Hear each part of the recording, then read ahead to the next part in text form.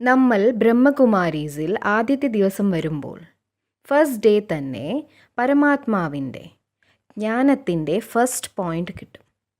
നിങ്ങളൊരു ശാന്ത സ്വരൂപ ആത്മാവാണ്. പക്ഷേ നമ്മൾ ശാന്തമായിരിക്കില്ല. നിങ്ങൾ പ്രേമസ്വരൂപ ആത്മാവാണ്. അതും നമ്മളിൽ ഉണ്ടാവില്ല. നിങ്ങൾ പവിത്ര ആത്മാവാണ്. നമ്മൾ അങ്ങനെയും ആയിരിക്കില്ല. പക്ഷേ നമ്മൾ അത് തന്നെ ചിന്തിച്ചു കൊണ്ടിരിക്കും, അത് തന്നെ പറഞ്ഞുകൊണ്ടിരിക്കും, അത് തന്നെ ചിന്തിച്ചുകൊണ്ടേയിരിക്കും, അത് തന്നെ പറഞ്ഞുകൊണ്ടേയിരിക്കും. അങ്ങനെ നമ്മൾ ശാന്തരായി മാറുന്നു. എന്നാൽ നമ്മൾ ഞാൻ സ്ട്രെസ്ഡ് ആണ് എന്ന് പറയാൻ തുടങ്ങിയാലോ? അവരും പറയുന്നു ഞാൻ സ്ട്രെസ്ഡ് ആണ്, ഇവരും പറയുന്നു ഞാൻ സ്ട്രെസ്ഡ് ആണ്, എല്ലാവരും ഞാൻ സ്ട്രെസ്ഡ് ആണ് എന്ന് പറയുന്നു. കൊച്ചു കുട്ടികൾ പോലും ഐ എം വെരി സ്ട്രെസ്ഡ് എന്ന് പറയാൻ തുടങ്ങിയിട്ടുണ്ട്. ഇതും ഒരു മന്ത്രമാണ്. I am very stressed. ഇത് തന്നെ ചിന്തിച്ചുകൊണ്ടേയിരുന്നു, പറഞ്ഞുകൊണ്ടേയിരുന്നു. അങ്ങനെ തന്നെ ആയിത്തീരുകയും ചെയ്തു. സത്യമാവണമെന്ന് ആഗ്രഹിക്കാത്ത കാര്യങ്ങളെക്കുറിച്ച് ഒരു വാക്കുപോലും പറയരുത്. നിങ്ങളിൽ ആരെല്ലാമാണ് ബിസി ആയിട്ടുള്ളത്? ഇതെല്ലാം വളരെ നെഗറ്റീവ് വേർഡ്സ് ആണ്. വളരെ നെഗറ്റീവായ വാക്കുകളാണ്. മുൻപാരോ ഒരു ദിവസം പറഞ്ഞു ഞാൻ ബിസിയാണ്. അത് കേൾക്കുന്നവർ പറഞ്ഞു എനിക്കും ധാരാളം ജോലിയുണ്ടല്ലോ.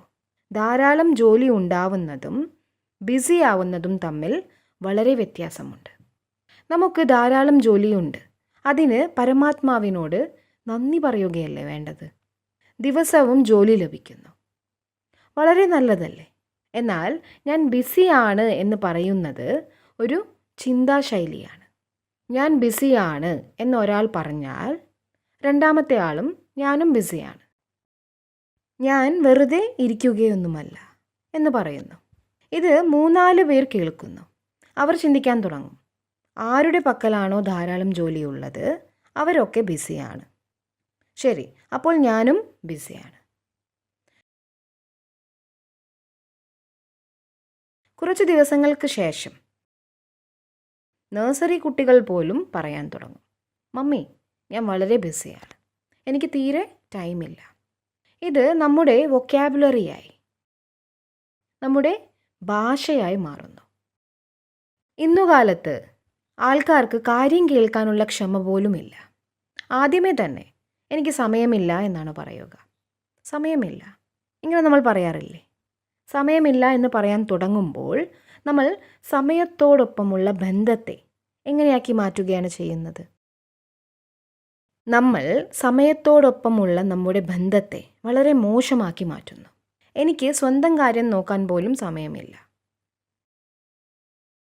വേറൊരാൾ പറയും എനിക്ക് കുടുംബത്തോടൊപ്പം ചെലവഴിക്കാൻ സമയമില്ല. മറ്റൊരാൾ പറയും എക്സസൈസ് ചെയ്യാൻ സമയമില്ല, മെഡിറ്റേറ്റ് ചെയ്യാൻ സമയമില്ല. പിന്നെ പറയും എനിക്ക് മരിക്കാൻ പോലും സമയമില്ല. ആരോ ഇത് പറയുന്നത് കേട്ടയാൾക്ക് തോന്നി ഇത് നല്ലൊരു ലൈനാണല്ലോ. മരിക്കാൻ പോലും സമയമില്ല. പിന്നെ ഇത് ധാരാളം പേർ പറയാൻ തുടങ്ങി, എനിക്ക് മരിക്കാൻ പോലും സമയമില്ല.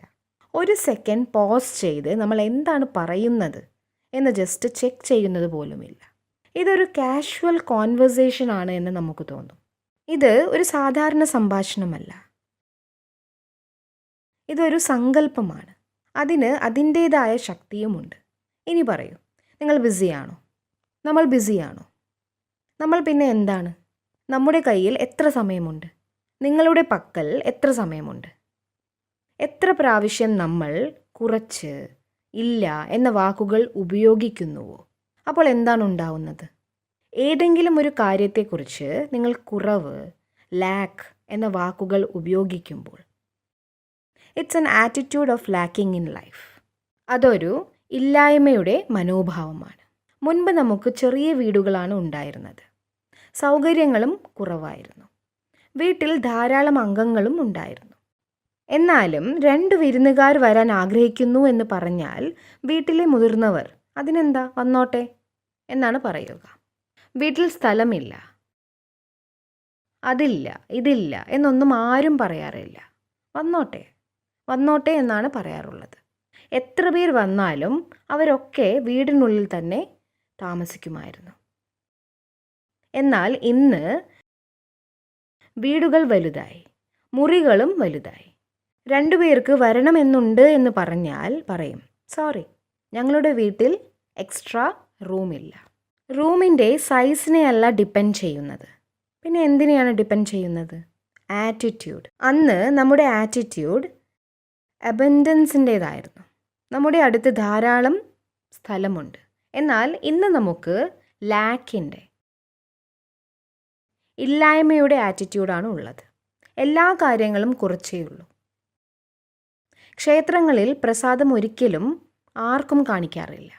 കാരണം പ്രസാദത്തെ നോക്കി ആരെങ്കിലും ഇത് കുറച്ചേ ഉള്ളൂ എന്ന തോട്ട് ക്രിയേറ്റ് ചെയ്യരുത്. പണ്ടൊക്കെ വീട്ടിലുള്ള ആട്ട, ഗോതമ്പ് പൊടി ഇതുപോലും ആർക്കും കാണിക്കാറില്ലായിരുന്നു. എപ്പോഴും മൂടി വയ്ക്കുമായിരുന്നു. ഗോതമ്പ് പൊടി കുറവാണോ, ചപ്പാത്തി എല്ലാവർക്കും തികയുമോ എന്നൊന്നും ആരും ചോദിക്കാതിരിക്കാൻ വേണ്ടിയാണ് ഇങ്ങനെ ചെയ്തിരുന്നത്.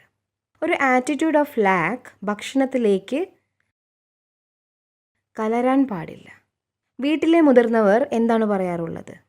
നിങ്ങൾ നന്നായി കഴിക്കൂ. ധാരാളമുണ്ട്, ധാരാളമുണ്ട്. ക്ഷേത്രത്തിലും പ്രസാദം ധാരാളമുണ്ട്. ഇങ്ങനെയാണ് പറയുക. ഇനിയും ഒരു 50 പേർ കൂടി വന്നു എന്ന് പറഞ്ഞാൽ ക്ഷേത്രത്തിലെ പൂജാരി പറയും, 100 പേര് വേണമെങ്കിലും വിളിച്ചോളൂ, പ്രസാദം ഒരിക്കലും തീരാറില്ല. ഇതൊരു സിമ്പിൾ ലോജിക്കാണ്. സങ്കൽപ് സേ സിദ്ധി. ഇതുപോലെ സ്വന്തം ജീവിതത്തിലും നിറവ് കൊണ്ടുവരാം. ഇനി പറയൂ, നമ്മുടെ പക്കൽ എത്ര സമയമുണ്ട്? ധാരാളമുണ്ട്. ധനം എത്രയുണ്ട്? പറയൂ.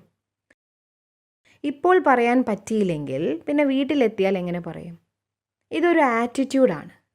ഈ ആറ്റിറ്റ്യൂഡ് നിങ്ങളുടെ ലൈഫിൽ ആ എനർജി കൊണ്ടുവരും. ധനം എത്രയുണ്ട് എന്നതിലല്ല കാര്യം. നമ്മുടെ ചിന്താഗതി എങ്ങനെയാണ് എന്നതിലാണ് എല്ലാം ഡിപ്പെൻഡ് ചെയ്യുന്നത്. നമ്മൾ വീണ്ടും വീണ്ടും ലാക്കിനെ കുറിച്ച്, ഇല്ലായ്മയെക്കുറിച്ചുള്ള ചിന്ത ക്രിയേറ്റ് ചെയ്യുമ്പോൾ അത് നമ്മുടെ സന്തോഷത്തെ കുറയ്ക്കുന്നു. ആ തോട്ട് നമ്മുടെ ശരീരത്തിലേക്ക് പോകുന്നു. അങ്ങനെ നമ്മുടെ ശരീരത്തിലും കുറവുകൾ വരാൻ തുടങ്ങുന്നു. അതുകൊണ്ട് ഒരു കാര്യത്തിന് വേണ്ടിയും കുറച്ചേയുള്ളൂ എന്ന വാക്ക് ഉപയോഗിക്കരുത്. നമ്മുടെ കയ്യിൽ ധാരാളമുണ്ട്. എത്ര വേണമെങ്കിലും അതിലും അധികമുണ്ട്. കണ്ടില്ലേ? ഭാഷ തന്നെ ചേഞ്ചായി. ഭാഷയെ മാത്രമേ ചേഞ്ച് ചെയ്യേണ്ടതുള്ളൂ. ചിന്തിക്കുന്ന ഭാഷയും പറയുന്ന ഭാഷയും, ഇത് രണ്ടും ചേഞ്ച് ആയാൽ തന്നെ നമ്മുടെ ഭാഗ്യം മാറാൻ തുടങ്ങുന്നു. ആരോഗ്യം ചേഞ്ച് ആവുന്നു.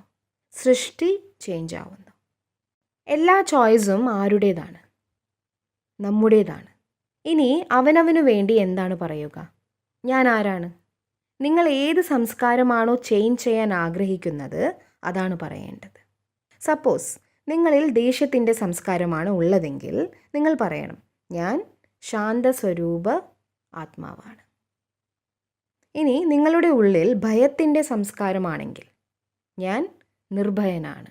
ഇങ്ങനെയാണ് പറയേണ്ടത്.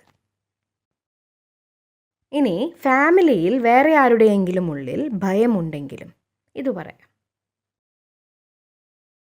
ഫാമിലിയിൽ ആരുടെയെങ്കിലും ഉള്ളിൽ ഏതെങ്കിലും സംസ്കാരം ഉണ്ടെങ്കിൽ നമ്മൾ അതേക്കുറിച്ച് തന്നെ പറഞ്ഞുകൊണ്ടിരിക്കും. ഇദ്ദേഹം ദേഷ്യക്കാരനാണ്, ഇദ്ദേഹം ദേഷ്യക്കാരനാണ്. ഇത്രയും പേർ വീണ്ടും വീണ്ടും പറയുമ്പോൾ അത് തഥാസ്തുവായി തീരുന്നു.